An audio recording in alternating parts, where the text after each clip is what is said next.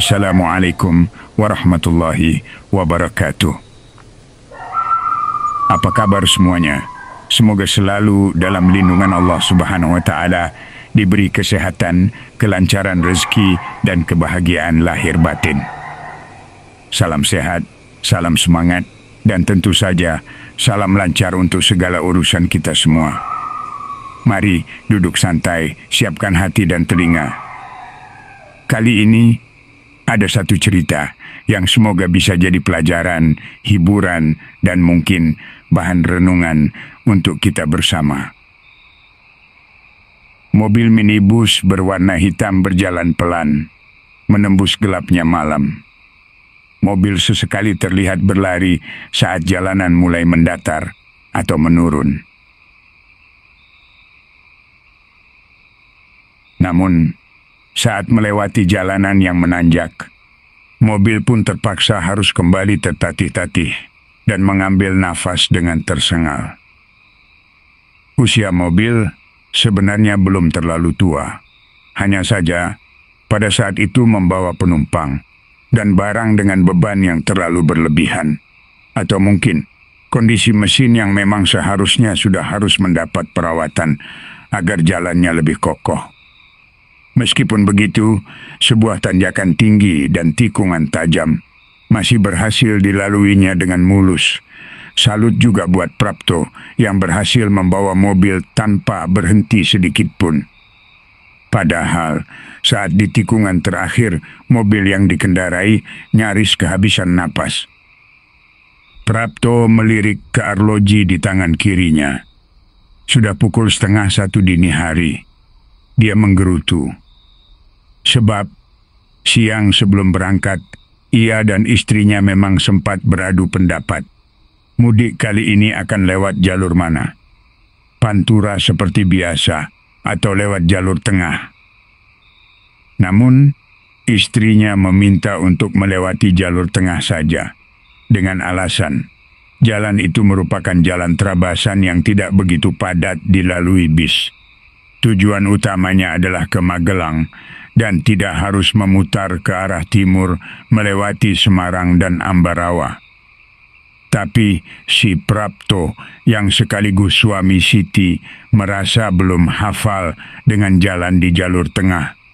Apalagi perjalanan malam. Ia takut kalau nanti salah jalur dan membuat perjalanan mereka malah memakan waktu yang lebih lama. Tapi Siti tetap bersikeras untuk mengajaknya lewat jalur tengah saja. Pokoknya, kita harus lewat jalur tengah saja. Lebih hemat waktu dan BBM. Tegas istrinya dengan memaksa. Prapto pun menurutinya sambil terus memperhatikan jalan. Ia heran, seharusnya untuk ukuran 3 hari sebelum Lebaran, lalu lintas mudik sudah ramai. Tapi ini masih lengang, tanpa banyak kendaraan lewat. Apa benar kata istrinya bahwa jalur ini adalah jalur paling sepi, atau jangan-jangan malah tersesat? Ia pun membuka map, sembari terus membawa mobil dengan lebih pelan. Ia semakin menggerutu, karena sinyal di daerah itu ternyata sangat buruk sekali. Maka, ia pun tetap menjalankan kendaraan, meskipun dengan hati sedikit ragu apakah jalan yang diambil sudah benar atau malah tersesat. Di jalanan yang sedikit lebar, ia menghentikan mobil di tepi. Lalu dengan tergesa-gesa keluar mobil, rupanya si Prapto ingin buang air. Sementara di dalam istri dan anaknya masih lelap tanpa terganggu. Mobil itu berhenti beberapa meter setelah melalui sebuah tanjakan tinggi. Prapto melihat sebuah pohon asem yang tumbuh cukup besar. Dari bentuknya, sekilas mirip sebuah pohon yang dibentuk menjadi bonsai, agak rebah dan pendek. Prapto segera menuju ke arahnya. Ia menerabas semak belukar yang tumbuh lebat.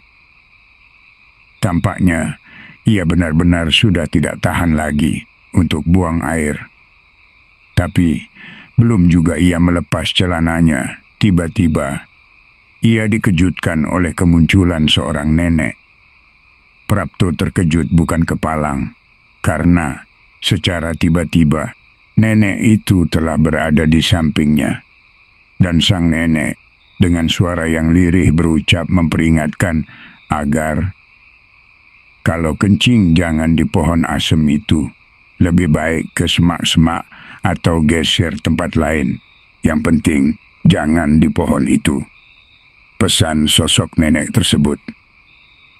Prapto tidak bisa melihat wajah sang nenek dengan jelas, namun suaranya terdengar sangat jelas di telinganya. Sialnya, rasa kebelet itu sudah benar-benar menekan sampai di ujung laras. Maka, tanpa pikir panjang, ia tidak mempedulikan sang nenek yang dalam sekejap mata sudah tidak terlihat lagi olehnya. Alah, bodoh amat, pikirnya sambil menuntaskan hajatnya. Air seninya, bahkan sengaja ia guyurkan ke pohon asem sambil menambahkan gerakan dengan memutar-mutarkan gagang laras pendeknya.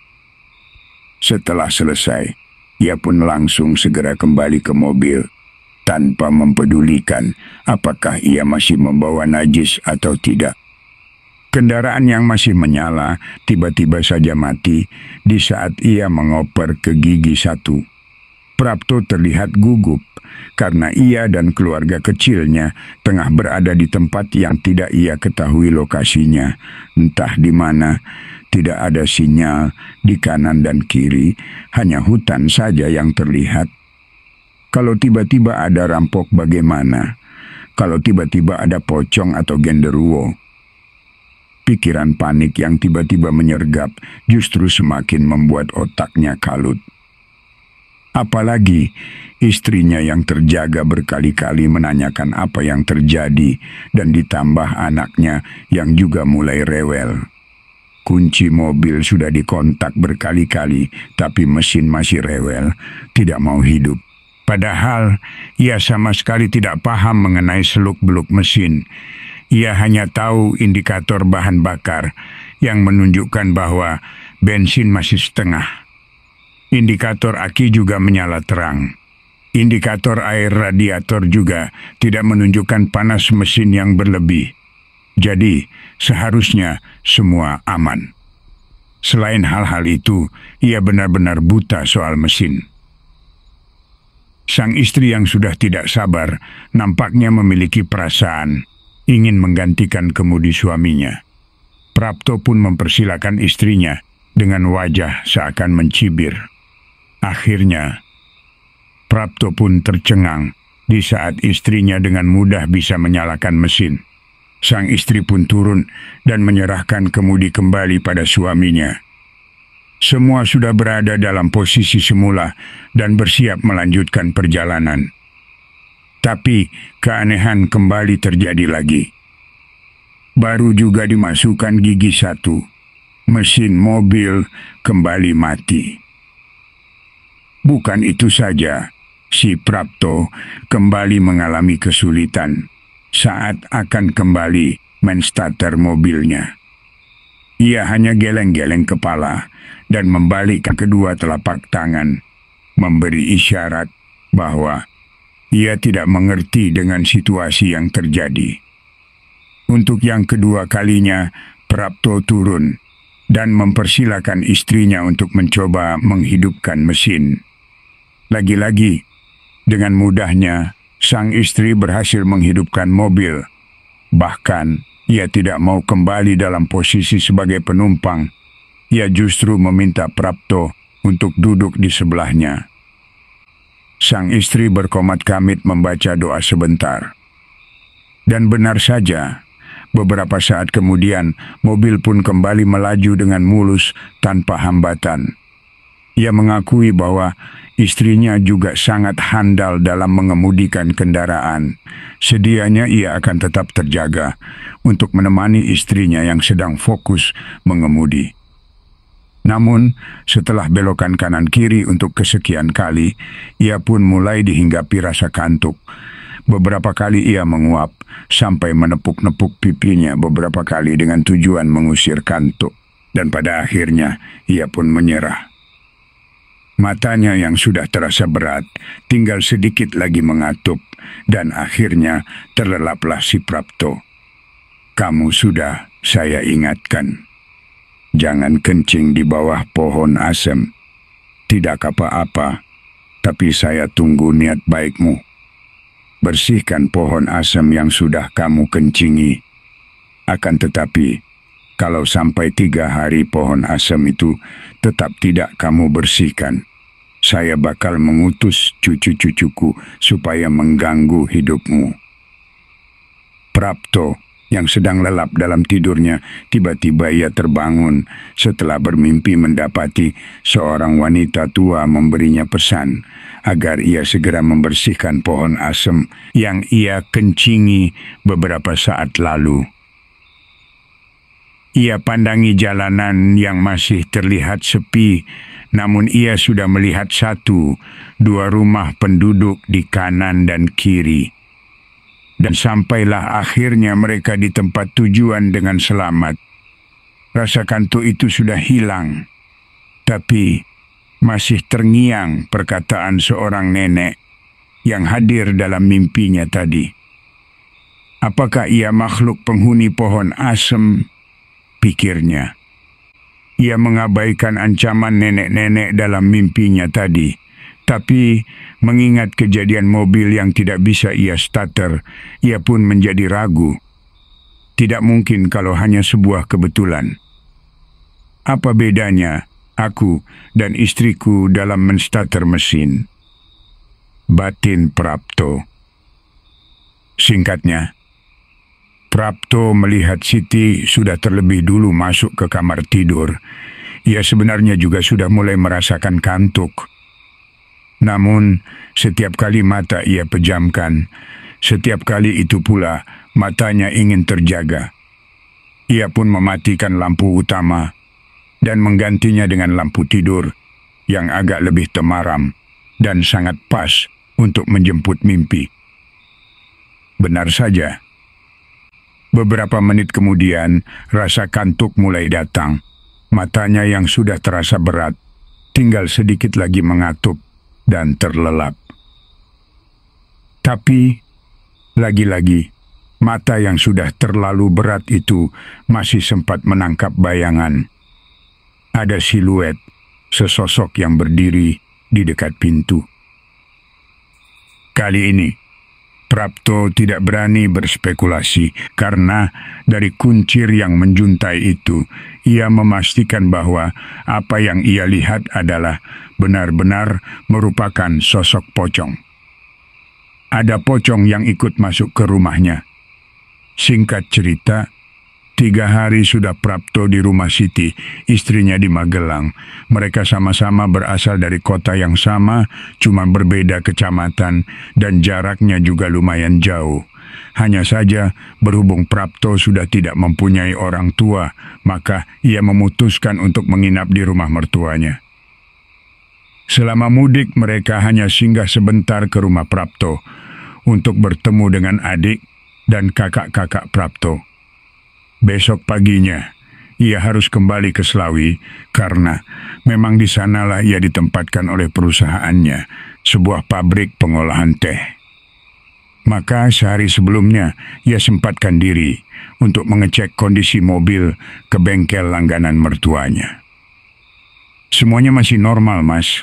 Aki bagus, dinamo penyimpanan, dinamo starter juga tidak bermasalah. Ini saya nyalakan juga langsung nyala kok, ucap montir setelah mengecek seluruh kondisi mobil. Montir bengkel pun menerangkan bahwa tidak ada kendala apapun pada onderdil mesin untuk diganti. Raungan suara mesin juga terdengar masih halus. Tapi kejadian saat berangkat benar-benar membuatnya tidak habis pikir. Prapto masih duduk di kabin kemudi saat secara samar-samar ia mencium aroma bau kencing. Ia mengendus seperti anjing pelacak. Mungkin bekas oli atau entahlah, gumamnya sambil mengendus. Anehnya, Yang Prapto cium, aromanya sangat mirip dengan air kencing. Prapto tidak begitu mempedulikan aroma tidak sedap itu. Ia lebih fokus untuk menghidupkan mesin dan mencobanya berputar ke sekeliling beberapa kali. Ini sudah 3 hari. Besok kamu harus membersihkan pohon asem yang sudah kamu kencingi.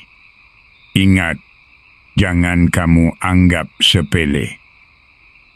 Lagi-lagi, Prapto terperanjat sesaat setelah mendengar perintah itu.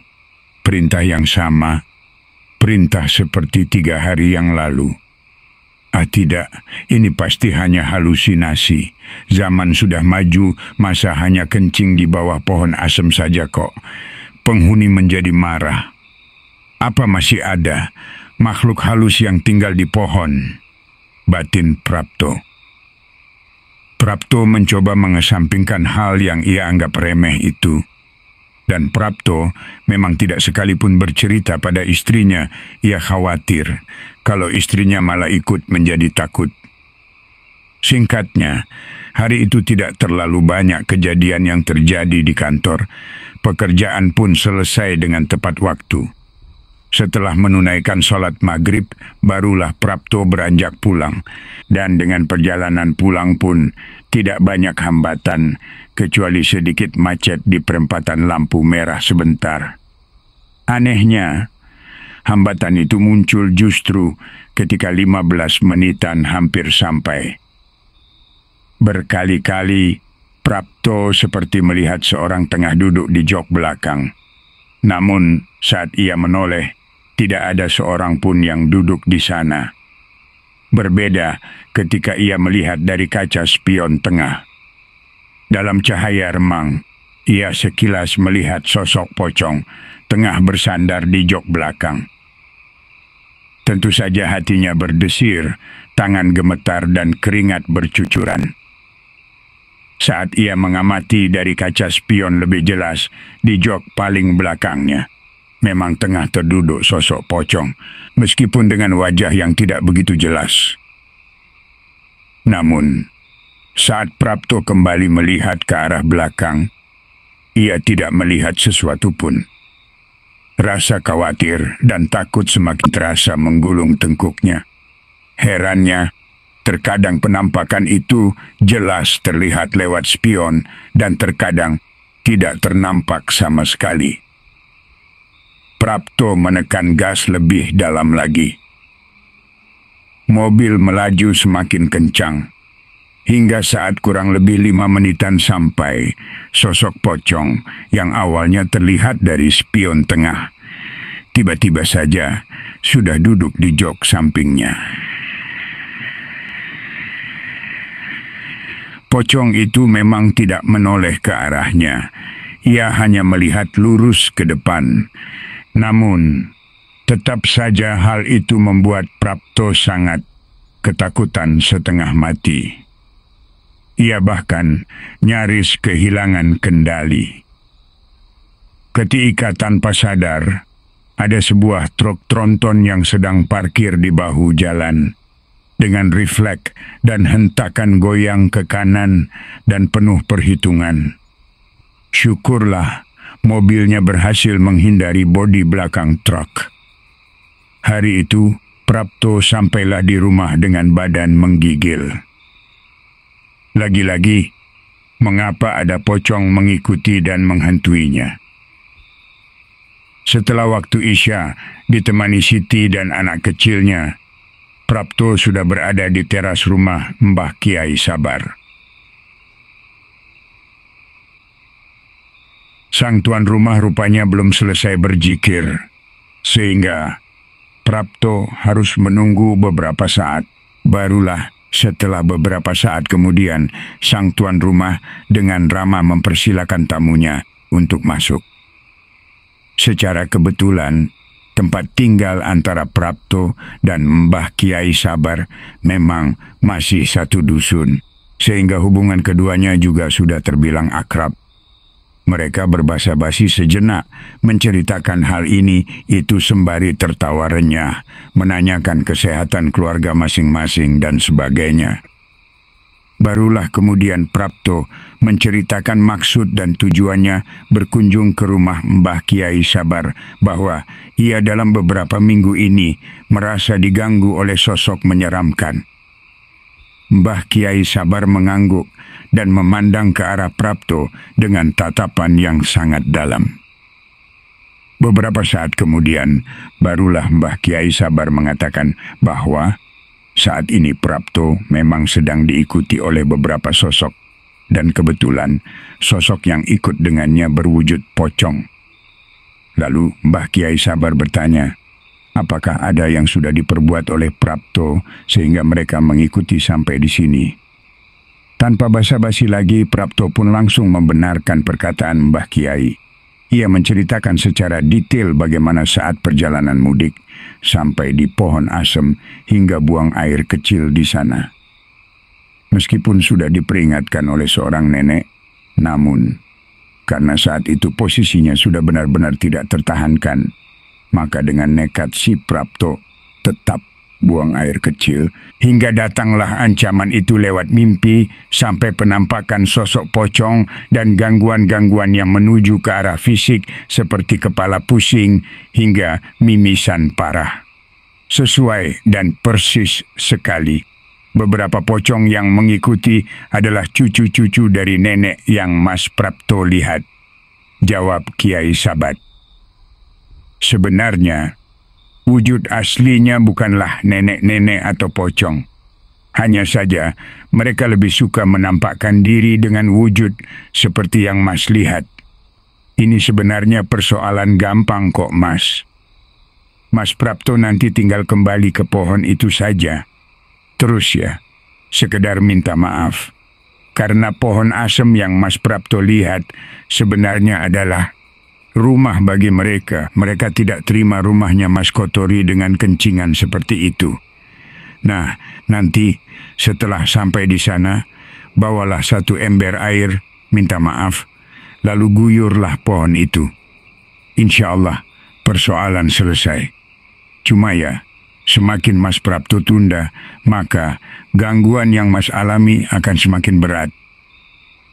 Kiai Sabar menerangkan dengan cukup detail. Sama persis dengan apa yang Prapto alami. Sumber masalahnya pun sama. Antara percaya atau tidak, jin memang ada. Dan seringkali kita bersentuhan dengan mereka, meskipun terkadang kita tidak menyadarinya. Beberapa hari setelah sowan ke rumah Mbah Kiai Sabar, Prapto kembali meminta izin dari kantornya. Bersama anak dan istrinya, ia akan kembali ke tempat di mana malam hari itu Prapto buang air kecil di sebuah pohon asem. Yang diingatnya adalah sebuah tanjakan tinggi, kemudian beberapa meter setelahnya ia berhenti. Di kiri jalan itulah tumbuh sebuah pohon asem besar yang tumbuh sedikit pendek, mirip bonsai berukuran besar. Prapto pun lega, senyumnya mengembang lebar saat mengenali pohon asem. Dengan segera ia pun mengambil segalon air. Di bawah pohon asem itulah Prapto akhirnya meminta maaf, kemudian mulai menyiramkan air dan membasuhnya dengan hati-hati. Billahi taufiq wal hidayah. Wassalamualaikum warahmatullahi wabarakatuh.